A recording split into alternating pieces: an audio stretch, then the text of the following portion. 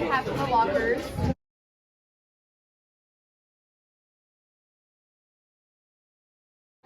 So these are where we get our stands from. When you have a stand and you need to put it up, make sure you put it up the right way. So if you have a stand, kind of like this, when you put the stand away, you're going to push it down, completely over, and then you're going to make it stand width. So match the sides together, and that's how you put up the stand. Then we have more lockers.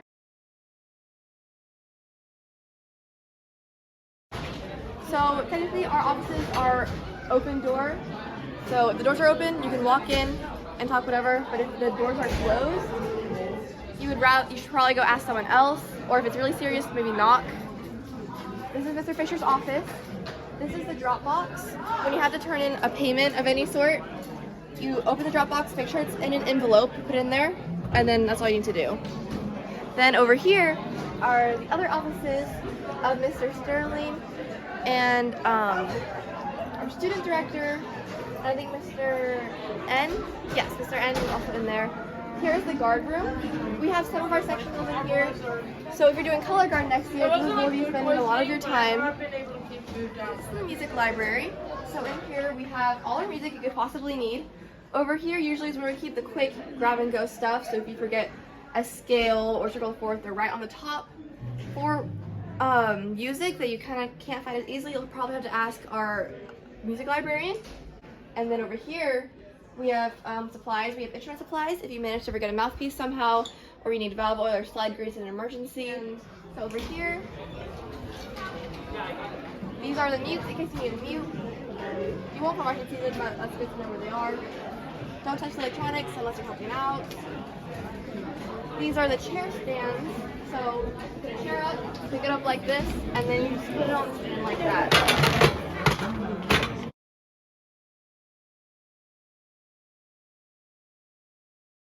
So this is the uniform room. This is where you go. This is where the RPB store is, which I'll talk about later. This is where you go for uniform issues. And also there are sometimes sectionals in there as well. And then in there is the garage or storage area. And here is the ice machine and our props. So when you get ice, you go in here. Make sure you get an upperclassman to help you get the ice so it doesn't go everywhere. It's like a two-person job. And now we're going to go outside to the parking lot. This is the McKinney High School Fine Arts Hallway. We have all different fine arts in here except for art.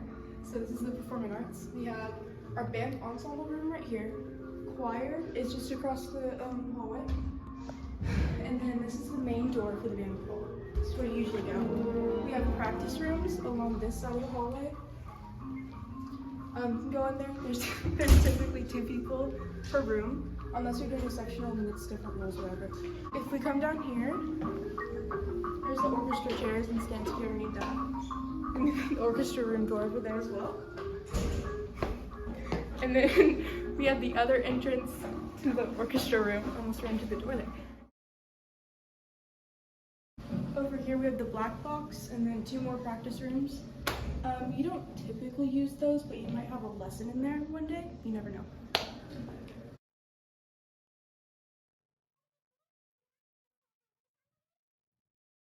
So to get to the backstage of the PAC, the Performing Arts Center, you can go through this door, or you can go down over here into this dank hallway. So back there is the percussion room. Only persons are allowed in it. Don't go in there. As a freshman, I made that mistake. It was really embarrassing, okay?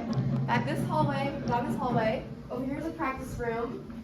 These practice rooms are the ones that we don't typically use, but they still exist. It's been the orchestra kids that use them. And through here, we have another practice room. This one is mainly for sectionals. Over here is a PAC lobby. So again, there are also sometimes sectionals in here. So this is our parking lot, or outside of the band hall. There's doors over here, which is what you can use to get inside the band hall. There's a garage over here, which is open on game days, and you can go in there and get ice and stuff. This is the marching lot. There's cars in it right now, but there's usually not cars. This is where we hold our after-school marching rehearsals. There are some steps down here that lead you to the actual lot, and then there's the marching tower, or the command tower, as we call it, and it's where the drum majors and head directors stand during rehearsals. And yard lines are painted. This would be the front of the field, so if you're looking out, that would be the front. And then at the front sideline, that's where we keep the instruments during band camp. There's like instrument lines, and your director or section leader will tell you how to put your instruments. At the front, there's also usually like tents, and there's tables with water jugs on them, and you can fill up your water jugs from there. During band camp, you park in that lot over there. There's painted spots, or you can park just across the road in that parking lot over there. Don't go onto the tower. It's very dangerous. So in band, you're gonna have to go to the bathroom at some point. So first, the bathrooms in the pack are in the pack lobby, which I've shown earlier how to get to the pack lobby. So the bathrooms will be assigned to different people for dressing rooms when we have to change for contests or to do our hair. So over here, I'm going to show you the fine arts hallway bathrooms. So these ones are the ones we typically use, they're the closest. However, they're usually locked during school hours. But if they're open, it's pretty cool because they're really close to the band. So this is the girls' bathroom, this is the boys' bathroom. So going back there past the line and to the right, there's a water fountain and as well as 2 bathrooms. There's a girls' bathroom, boys' bathroom, and like a bathroom like disability, gender neutral staff. It's the other bathroom, you know what I mean? So, then this is another way to get to the pack. If you walk around there and go in there, that will get you to the pack lobby, which is also pretty cool. So this is what we call cafeterias or pack steps, and we'll go here sometimes for rehearsals or other sectional activities during band camp. And then again, past the bathrooms, over that way is the cafeteria, other part of the cafeteria. We'll probably specify which one, and that's where we do a lot of our full band rehearsals during summer band camp. When filming a pass-off, you gotta be sure you have your metronome at the correct tempo, and you have to be able to hear it in the video. You also want to be sure that your entire body is visible from your feet to the top of your head, and please wear coverings on your feet. Also be sure you audibly count the rests. When doing a concert band pass-off, make sure you are able to be seen, your instrument is able to be seen, and you can audibly hear a metronome.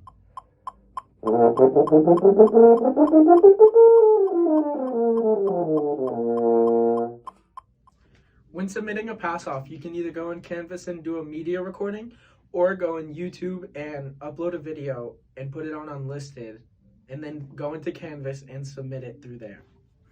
What do you wish you would have known as a freshman? I wish I would have known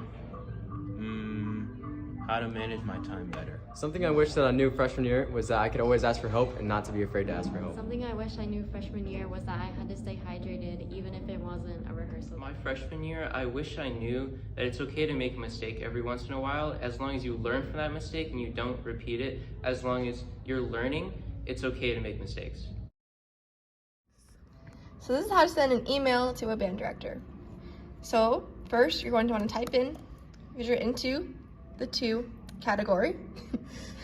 And then so if it's during marching season, you're also going to want to include the other directors as well as the drum majors. I'm not gonna type all of them out right now.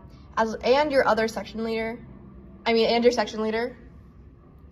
So if it's for an appointment, you will write like doctor's appointment in the subject line.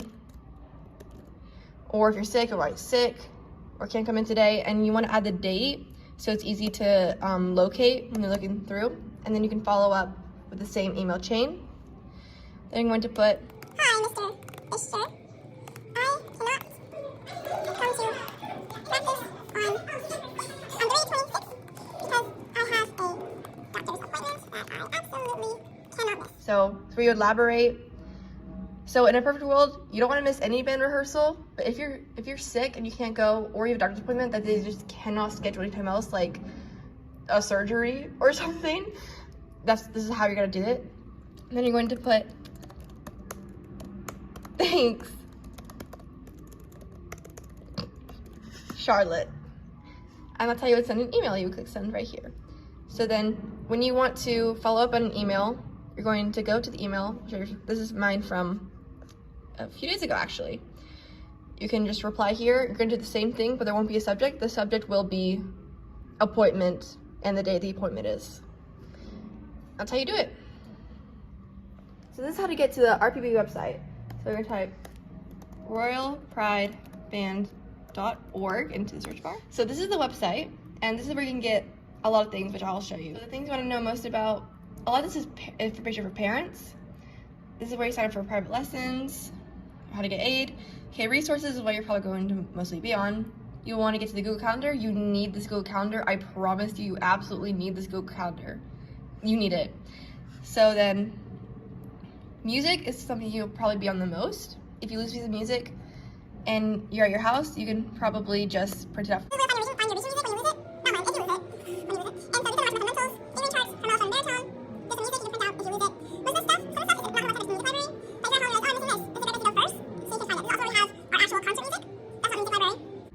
So yeah, and then one more feature of the website that matters the most is the RPB shop. So if you lose something and you need it, this is where you'll go. So when you need something, it's not lined right now, but this is where you go. And it should also be on the newsletter, I believe. So when you're folding your uniform, this is an example of what not to do. It's very bad because it can create wrinkles. But when you're folding it, what you have to do is, so you unfold it and you like straighten it out like this. And then what I do is I put it up here and then I twist it down to right here so it's already like connected. But what you have to do is you have to connect the legs like this. So you're like folding it in half. So they're like together. And then you pull this out and lay it flat over your arm. So it's like in half. Make sure that it's like completely flat or else there's gonna be wrinkles. And then just put it on the hook like you would a pair of dress pants.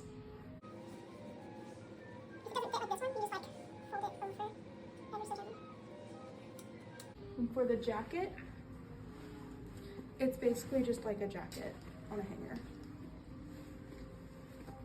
And it zips up in the back. In the back. Hi, so right now we're going to show you how to do show hair. This is for girls. For boys, all you really need is bobby pins, maybe some hair gel. If you have longer hair that goes like down to here, hair gel would work, bobby pins. If it's short, if it doesn't like reach the nape of your neck, then you don't really have to worry about it. But again, it's not really my call. You want to talk to a drum major probably about that. But for girls, we have a really set standard rule. Basically, you want a high bun. Yes, you just want a high bun. So you'll see a lot of people with like perfect high buns, but don't worry about it too much because it's going to be covered by your hat anyways. You just want a bun that's going to stay in place and look like a bun. So obviously you want to brush it out first. That's obvious. So after you've brushed it out, you can, what I do is I like flip it down and then I use this brush as well to brush it all like forwards in a way. So like once you've done that, and then you like gather it all up to one point right here. It's right at like the top of your head. And you can make a little ponytail. So once you've got the ponytail, you can tighten it, and then you take the actual hair and you like twist it. If you've done a bun before, then it's just basically a basic bun from here. But you twist it, and then you twist the twist around like the base, and then you secure it with another hair tie. And sometimes people will have hairnets, or you can bring a hairnet to hold like all the hair in your actual bun to the bun. And then you can just use bobby pins to straighten everything. That's pretty much it. Yay! You have to make sure that you don't have anything sticking out like I do right now. That would not be accepted at Inspection, which we'll also talk about. Talk about that in a minute. Yeah, that's basically it. So for inspection, which we talked about earlier during show hair, we do that on contest days and game days. It's basically when your section leader checks their section or your section to make sure that you have everything you need for the contest or game day. So in our case, that would be your instrument, which should be on the truck already, water jug, your duffel bag, and your uniform, and anything else that your section leader might have you need. You'll basically just like stand up against a wall like this, and your section leader will check you and make sure that you have everything. Yeah, the location changes based on your section, and having all of your items is very important. If you don't have it, like something as simple as like you don't have a glove, you can't go to the game, and you'd have to like buy that on the RPB shop, which is not good because they're kind of expensive. That's it though. So in band, the hierarchy is very important. So there's of course a lot of band kids, and Mr. Fisher cannot take care of everybody.